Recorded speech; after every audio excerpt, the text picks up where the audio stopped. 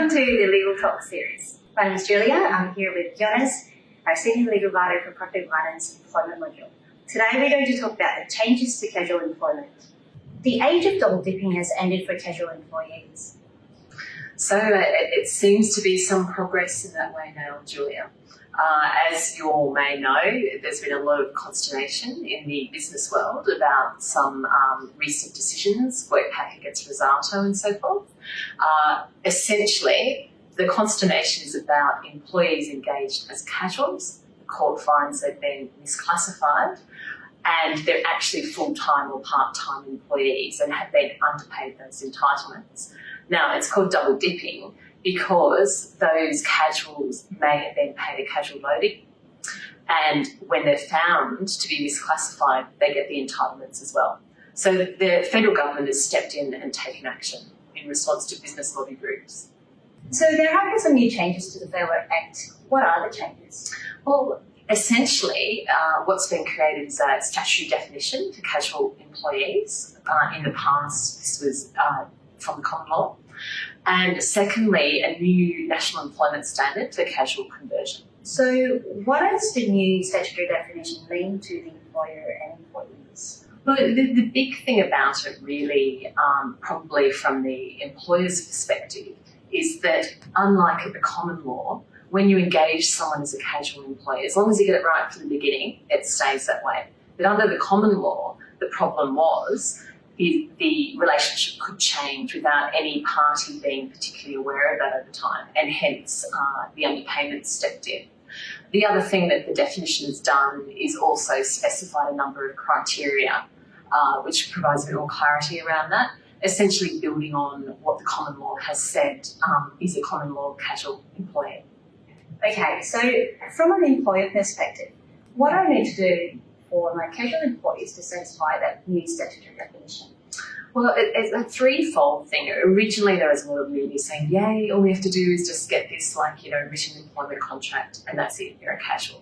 But it's a little bit more than that. So, yes, you need to engage someone as a casual employee, and you can use a written employment contract, although you don't have to.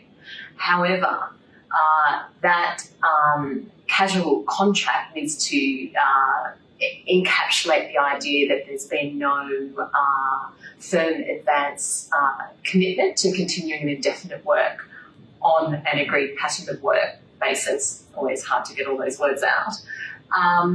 And so that's what the contract says, and it will say that, and we've got a precedent that says that. However, what you can't do, and this is what will shoot you in the foot, is you can't give the employee a contract to go, don't worry. You can still just work Wednesday, Thursday, Friday, and we'll give you these shifts. Because if the person then accepts the offer on that basis, they're no longer a statutory casual because they're not actually accepting it on the basis in accordance with the legislation. Okay, so it sounds like I can sort this out with a good employment contract. Is that it?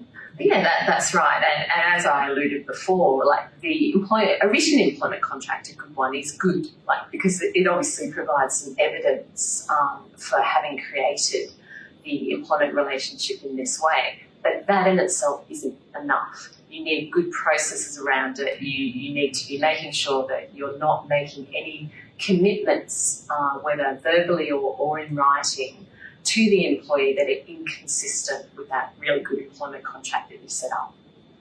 What about the casual conversion? How does that work?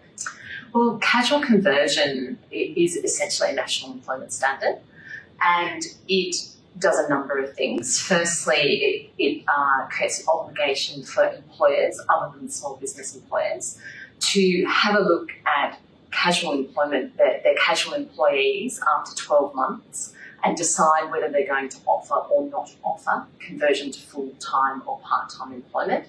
And it also creates a right for employees to request that conversion.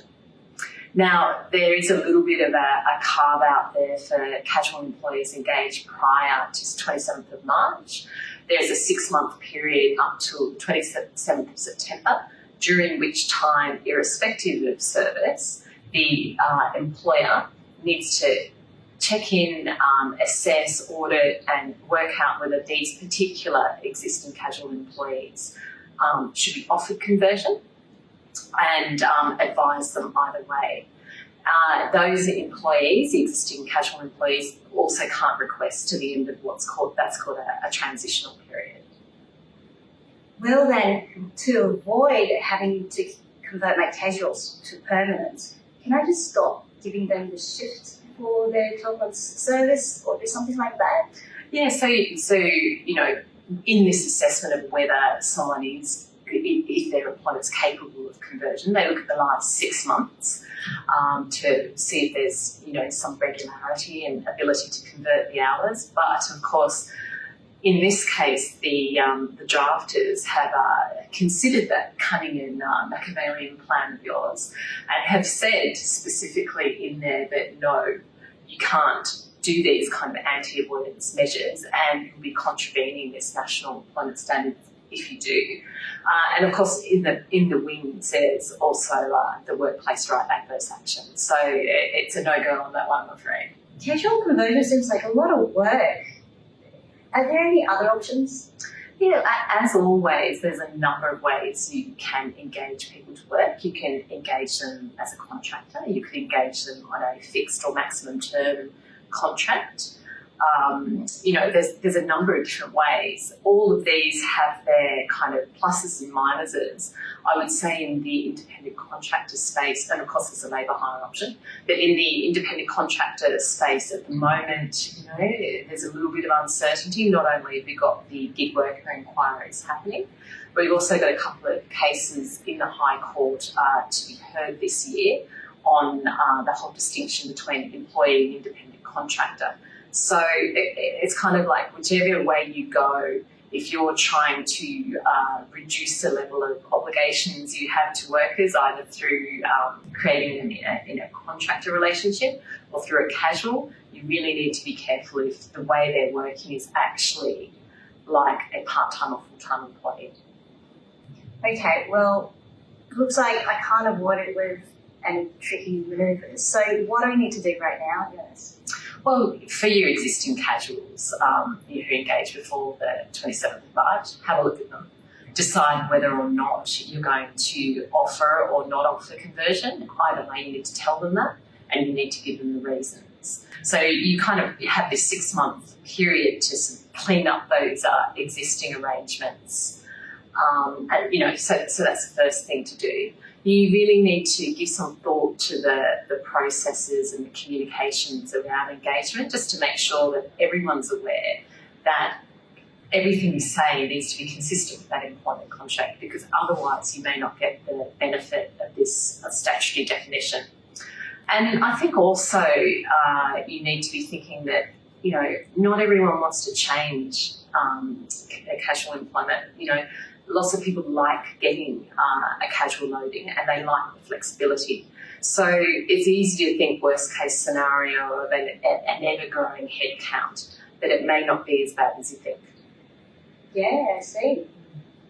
Well, what if my casual employee doesn't satisfy the statutory definition? Then what happens then? Well, you can still ask them to convert, but, you know, you are running a risk with those employees if they essentially make a claim and say, no, I'm actually a part-time, full-time employee, there's been a misclassification, and then a court may find that is the case. But the government has also put in place an ability of the courts to offset a loading against unpaid entitlements. So this is an option there that could reduce that potential liability. However, what everyone needs to keep in mind is that offset only works if there's a properly articulated casual loading, and if it's an all-in rate, then it may not be possible. Wonderful, thank you. And of course, you can find a lot of resources around casual conversion issues in Practical Guidance Employment module. So Yoness, to convert or not to convert? What's the answer? Well, I've been deliberating on this during our talk, and I've decided the answer is this a casual conversion I see before me? Stay tuned for more Legal Talk series.